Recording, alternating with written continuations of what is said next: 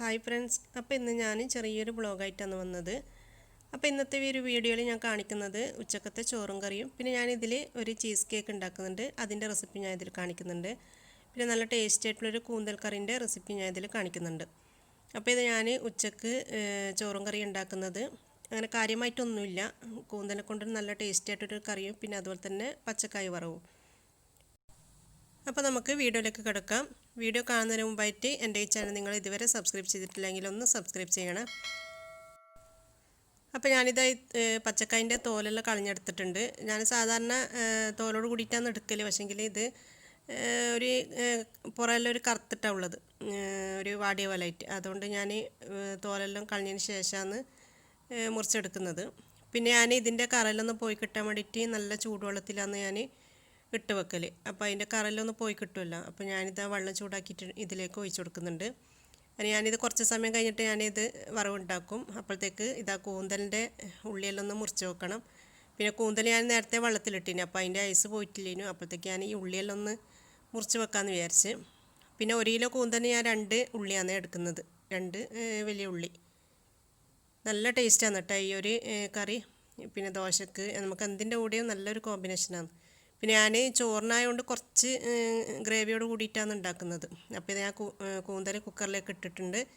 ഇതിലേക്ക് 1.5 table spoon മുളക് പൊടി, അതുപോലെ തന്നെ 1.5 ടേബിൾ സ്പൂണ് മല്ലിപ്പൊടി. അങ്ങനെ നമുക്കിതിലേക്ക് ഇട്ട് കൊടുക്കേണ്ടത് 1/2 ടീസ്പൂണ് മഞ്ഞൾപ്പൊടി. കുക്കറിലാകുമ്പോൾ പെട്ടെന്ന് വെന്തോളൂ, അപ്പോൾ 2 വിസിൽ മതി, അതിൽ കൂടുതൽ നമ്മൾ വേവിക്കേണ്ട ആവശ്യമില്ല. പിന്നെ ഞാനിതിൽ ഒരു തക്കാളി ചെറുങ്ങനെ മുറിച്ചതും കൂടി ഇട്ട് കൊടുത്തിട്ടുണ്ട്. പിന്നെ വേണ്ടത് ചെറിയ കഷ്ണം ഇഞ്ചി ചതച്ചത്, പിന്നെ 2 പച്ചമുളക് കീറിയത് ഇട്ട് കൊടുക്കുക, ആവശ്യത്തിന് ഉപ്പ് ഇട്ട് കൊടുക്കുക. പിന്നെ പച്ചമുളകെല്ലാം നിങ്ങളെ എരിവിനനുസരിച്ചിട്ട് ഇട്ട് കൊടുക്കുക കേട്ടോ. ഞാൻ ഇതിൽ മുളക് പൊടിയെല്ലാം ഇട്ട് കൊടുത്തുകൊണ്ട് പിന്നെ പച്ചമുളക് കുറച്ചതാണ്, പിന്നെ മക്കളുള്ളതല്ല. പിന്നെ നമ്മൾ ലാസ്റ്റ് കുരുമുളക് പൊടിയും കൂടി ഇട്ട് കൊടുക്കും, അപ്പോൾ കറക്റ്റ് എരിവ് തന്നെയാണ് ഉണ്ടാകാൻ. അപ്പോൾ എനിക്ക് തോന്നുന്നത് 2 പച്ചമുളക് തന്നെ മതി എന്നാണ്. ഞാൻ ഇതെല്ലാം കൂടിയിട്ട് നല്ലോണം മിക്സ് ചെയ്തതിന് ശേഷം ഇതിലേക്ക് ലേശം വെള്ളം ഒഴിച്ച് കൊടുത്താൽ മതി. വെള്ളം നല്ലോണം ഇറങ്ങും വയ്യ. ഞാൻ കുറച്ചൊന്ന് കൈയൊന്ന് നനച്ചിട്ട് ഒഴിച്ച് കൊടുക്കുന്നതാണ്. ഇത് എത്രയേ ഞാൻ ഒഴിച്ച് കൊടുത്തിട്ടുള്ളൂ. അപ്പോൾ എന്തായാലും കുറച്ച് കഴിഞ്ഞാൽ ഗ്രേവി ഉണ്ടാവും. കൂന്തൽ വെന്ത സമയത്ത് നല്ല ഗ്രേവി തന്നെ ഉണ്ടാവും. ഇനി ഇത് ഞാൻ കൂന്തൽ വേകുമ്പോഴത്തേക്ക് ഈ പച്ചക്കായ ഒന്ന് അടുപ്പത്താക്കട്ടെ എന്ന് വിചാരിച്ചു. പിന്നെ കൂന്തലിന് കുറച്ചും കൂടി പണിയുണ്ട് കേട്ടോ. ഞാൻ ഉള്ളിയെല്ലാം അവിടെ മുറിച്ച് വെച്ചിട്ടില്ല, അത് വാട്ടിയിട്ട് അതിലേക്ക് കൂന്തലെല്ലാം ഇട്ട് കൊടുക്കണം. അപ്പോൾ കൂന്തൽ എന്തായാലും വേണമല്ലോ. ഞാനിപ്പോൾ പച്ചക്കായിലേക്ക് ചെറിയ കഷ്ണം ഉള്ളി ചെറുതായിട്ട് മുറിച്ചതും, പിന്നെ അതുപോലെ തന്നെ പച്ചമുളക് ഒരു 3-4 പച്ചമുളക് ഇട്ട് കൊടുക്കുന്നുണ്ട്, നീളത്തിൽ കീറിയത്. പിന്നെ കറിവേപ്പില, പിന്നെ ലേശം മഞ്ഞൾ പൊടിയും ആവശ്യത്തിന് ഉപ്പ് ഇട്ട് കൊടുക്കുക. ഇനി ഈ പച്ചക്കായ വറവുണ്ടാക്കാൻ വേണ്ടിയിട്ട് ഞാനിതാ ഒരു ചട്ടി അടുപ്പിലേക്ക് വെച്ചിട്ടുണ്ട്. ചട്ടി ചൂടാതിന് ശേഷം ഇതിലേക്ക് ലേശം വെളിച്ചെണ്ണ ഒഴിച്ച് കൊടുക്കുക. വെളിച്ചെണ്ണ ചൂടാതിന് ശേഷം ഇതിലേക്ക് ലേശം കടുക് ഇട്ട് കൊടുക്കുക. കടുക് പൊട്ടിയതിന് ശേഷം ഞാൻ 2 അല്ലി വെളുത്തുള്ളി ചതച്ചതും കൂടി ഇട്ട് കൊടുക്കുന്നുണ്ട്. വെളുത്തുള്ളി ചതച്ചത് ഇട്ട് കൊടുക്കുമ്പോൾ കുറച്ചും കൂടി ടേസ്റ്റാണ് കേട്ടോ ഈ ഒരു വറവിന്. അതിന് ഇതിലേക്ക് പച്ചക്കായും കൂടി ഇട്ട് കൊടുക്കുക, എന്നിട്ടൊന്ന് ഇളക്കി കൊടുക്കുക. പിന്നെ ഇതിൽ ലേശം വെള്ളം ഒഴിച്ച് കൊടുക്കുന്നുണ്ട്, പച്ചക്കായ ഒന്ന് വെന്ത് കിട്ടാൻ വേണ്ടിയിട്ട്. കുറേയൊന്നും ഒഴിച്ച് കൊടുക്കണ്ട, കുറച്ച് ഒഴിച്ച് കൊടുത്താൽ മതി. പിന്നെ ഞാനിതിൽ കുറച്ച് കഴിഞ്ഞാൽ തേങ്ങ ഇട്ട് കൊടുക്കുന്നുണ്ട്. അത് ഞാൻ ഈ പച്ചക്കായ വേകാനാകുന്ന സമയത്ത് ഇട്ട് കൊടുക്കും. തേങ്ങ നിർബന്ധമില്ല, നിങ്ങൾക്ക് ഇഷ്ടമാണെങ്കിൽ മാത്രം ഇട്ട് കൊടുത്താൽ മതി കേട്ടോ. തേങ്ങ ഇട്ട് കൊടുത്താൽ കുറച്ചും കൂടി ടേസ്റ്റാണ്. ഇനി ഇത് അടച്ച് വെച്ച് വേവിച്ചെടുക്കാം. ഇനി കൂന്തൽ കറി ഉണ്ടാക്കണം. അപ്പോൾ അതിന് വേണ്ടിയിട്ട് ഞാനിതാ ഒരു പാത്രം അടുപ്പിലേക്ക് വെച്ചിട്ടുണ്ട്. പാത്രം ചൂടാതിന് ശേഷം ഇതിലേക്ക് 2 ടേബിൾ സ്പൂൺ വെളിച്ചെണ്ണ ഒഴിച്ച് കൊടുക്കാം. എന്നിട്ട് നമ്മൾ മുറിച്ച് വെച്ച ഉള്ളി ഉണ്ടല്ലോ അത് ഇതിലേക്ക് ഇട്ട് കൊടുക്കാം. അത് നമുക്കിതിലേക്ക് ഒരു 2-3 അല്ലി വെളുത്തുള്ളി ചതച്ചതും, പിന്നെ അതുപോലെ തന്നെ ഒരു തണ്ട് കറിവേപ്പിലയും കൂടി ഇട്ട് കൊടുക്കാം. എന്നിട്ട് ഈ ഉള്ളി നല്ലോണം ഒന്ന് വാട്ടിക്കൊടുക്കാം. പിന്നെ ഞാൻ ഉള്ളിൽ ലേശം ഉപ്പിട്ട് കൊടുക്കുന്നുണ്ട്. ഉപ്പ് നിങ്ങൾ നോക്കിയിട്ട് ചേർത്ത് കൊടുത്താൽ മതി. എന്താണെന്ന് വെച്ചാൽ നമ്മൾ നേരത്തെ കൂന്തലിൽ ചേർത്ത് കൊടുത്തിനല്ലോ, അതുകൊണ്ട് നമ്മൾ ഉള്ളിൽ നോക്കിയിട്ട് മാത്രം ചേർത്ത് കൊടുത്താൽ മതി. അപ്പോൾ ഇത് നമ്മൾ കായ് വറവ് ഏകദേശം ഇത് വെന്തിട്ടുണ്ട്. ഇനി ഇതിൽ തേങ്ങയും കൂടി ചേർത്ത് കൊടുത്താൽ മതി. തേങ്ങ നിങ്ങളെ ഇഷ്ടത്തിനനുസരിച്ചിട്ട് ഇട്ട് കൊടുത്താൽ മതി കേട്ടോ. ഞാനിതിൽ കുറച്ച് ഇട്ട് കൊടുക്കുന്നുള്ളൂ. ഇനി വീണ്ടും ഒരു 2 മിനിറ്റ് ഒന്ന് അടച്ച് വെക്കാം, ആ തേങ്ങലൊന്ന് വെന്ത് വരട്ടെ. അപ്പോൾ ഇത് നമ്മൾ ഉള്ളിയുടെ വാടിയിട്ടുണ്ട്. ഞാൻ ഇതിലേക്ക് നമ്മൾ വേവിച്ച് വെച്ച കൂന്തൽ അത് ഇതിലേക്ക് ചേർത്ത് കൊടുത്തിട്ടുണ്ട്. കണ്ട അത്യാവശ്യം വെള്ളമെല്ലാം ഉണ്ട്. ഞാൻ കുറച്ച് ഗ്രേവി ആക്കിയത് തന്നെയാണ് കേട്ടോ.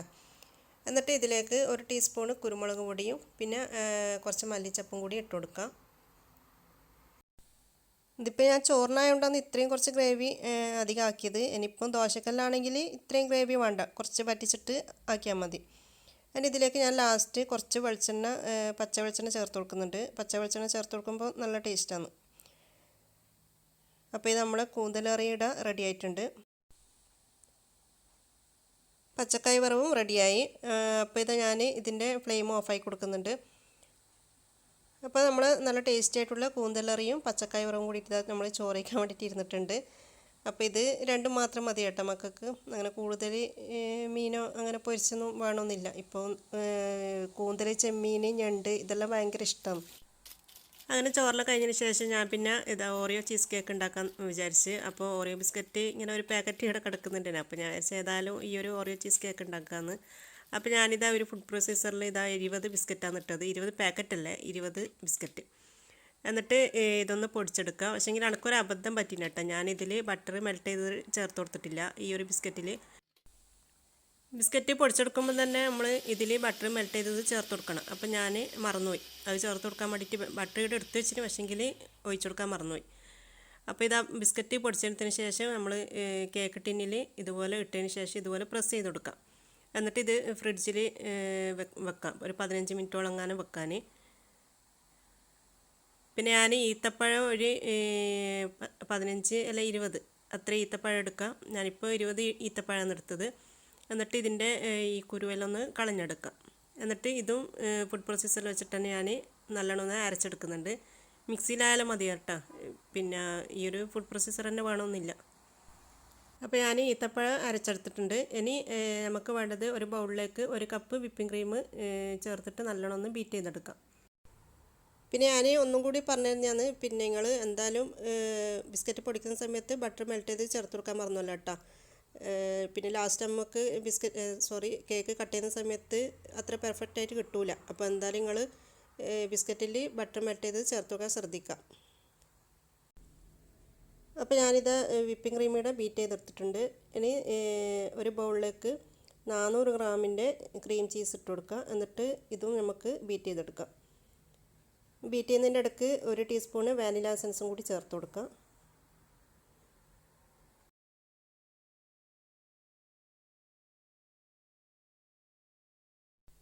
ഇനി നമുക്കിതിലേക്ക് നമ്മൾ അരച്ച് വെച്ച ഈത്തപ്പഴം ഉണ്ടല്ലോ, അത് ഇതിലേക്ക് ഇട്ടിട്ടൊന്ന് നല്ലോണം ഒന്ന് മിക്സ് ചെയ്ത് കൊടുക്കാം. നിങ്ങൾക്ക് ബീറ്റർ വെച്ചിട്ടും ഇതൊന്ന് ചെയ്തെടുക്കാം കേട്ടോ. ബീറ്റർ വെച്ചിട്ടും മിക്സ് ചെയ്തെടുക്കാം. പിന്നെ ഞാൻ ഇതിൽ 1 ടീസ്പൂണ് സിനമൺ പൗഡറും കൂടി ഇട്ട് കൊടുക്കുന്നുണ്ട്. ഒരു ചെറിയ ടീസ്പൂൺ മതി. എന്നിട്ട് ഇത് ഞാൻ എഗ് ബീറ്റർ വെച്ചിട്ടാണ് ഇതെല്ലാം കൂടിയിട്ട് നല്ലോണം ഒന്ന് മിക്സ് ചെയ്തെടുക്കുന്നത്.